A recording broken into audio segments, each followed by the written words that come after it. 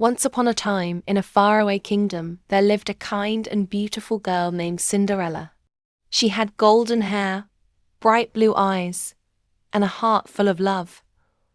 But her life was not easy. When she was a little girl, her mother passed away, leaving her alone with her father. Her father was a good man who loved her very much, but he was often lonely.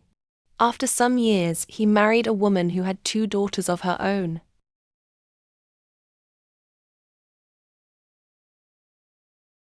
Cinderella's stepmother and stepsisters were not kind at all. They were jealous of Cinderella's beauty and kindness. After Cinderella's father passed away, her stepmother made her work as a servant in her own home. Every day, Cinderella had to wake up early, clean the house, cook the meals, and do all the chores. Meanwhile, her stepsisters, Anastasia and Drizella, did nothing but wear fancy dresses and order Cinderella around.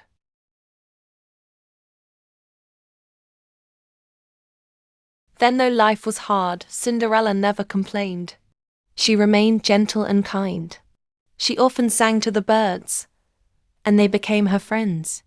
The mice in the house also loved her, and she treated them with care. One day, an important announcement came from the palace. The king was holding a grand ball for his son, the prince. Every young lady in the kingdom was invited, for the prince was searching for a bride.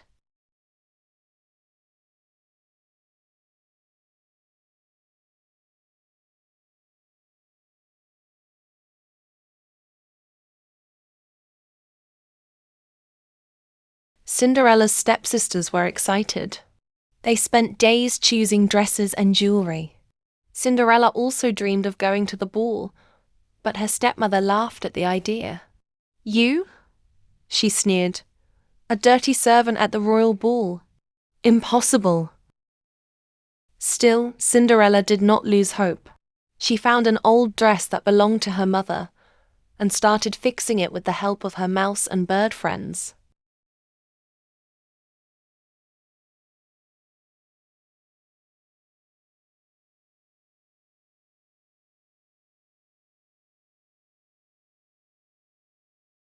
They sewed, patched, and decorated the dress, making it look beautiful.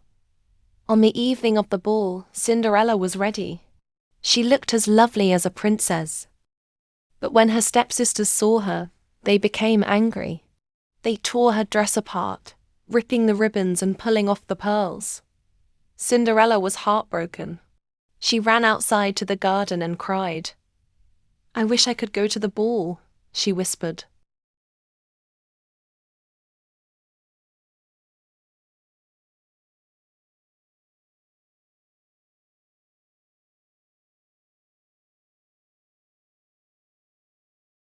Just then, a warm light filled the garden.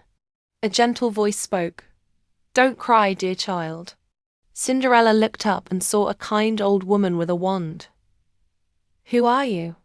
she asked. "I am your fairy godmother," the woman said with a smile. "And I'm here to help you." With a wave of her wand, the fairy godmother turned a pumpkin into a golden carriage. Then she changed 6 mice into beautiful white horses, and an old horse into a coachman.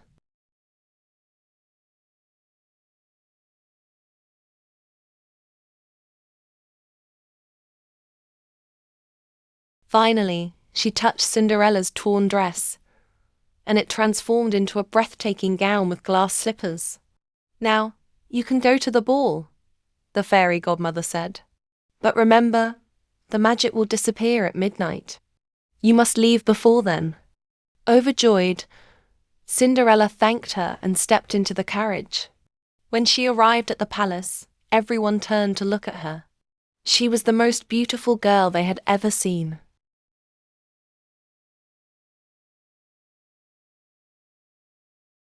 The prince saw her too and was immediately enchanted.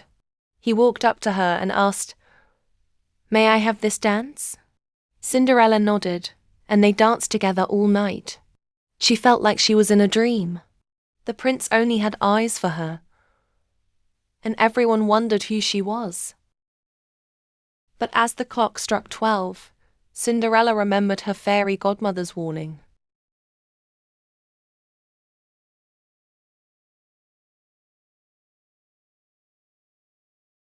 He gasped and ran out of the palace.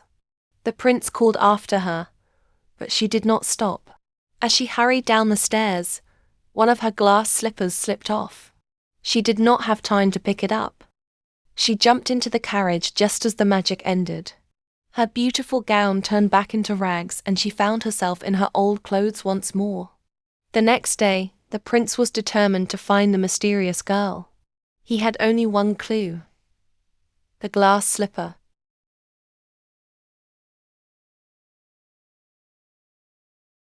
He sent his men to every house in the kingdom, searching for the foot that would fit the slipper perfectly.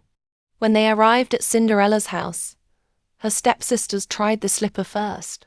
They pushed and squeezed, but their feet were too big. Then, just as the prince's men were about to leave, Cinderella stepped forward. "May I try?" she asked softly.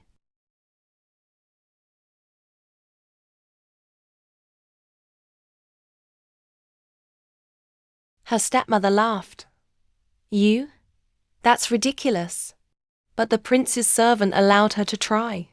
Cinderella slipped her foot into the shoe, and it fit perfectly. The servant was overjoyed. "She is the one," he declared. The prince himself arrived at the house and saw Cinderella. "It's you," he said, smiling. "I found you." Cinderella smiled back. Her stepmother and stepsisters were speechless.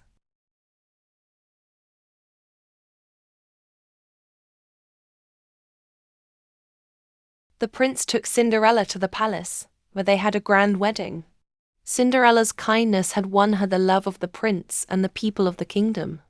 She forgave her stepfamily but lived happily in the palace, where she was loved and cherished. And so, Cinderella's life changed forever. She had suffered, but in the end, her goodness was rewarded.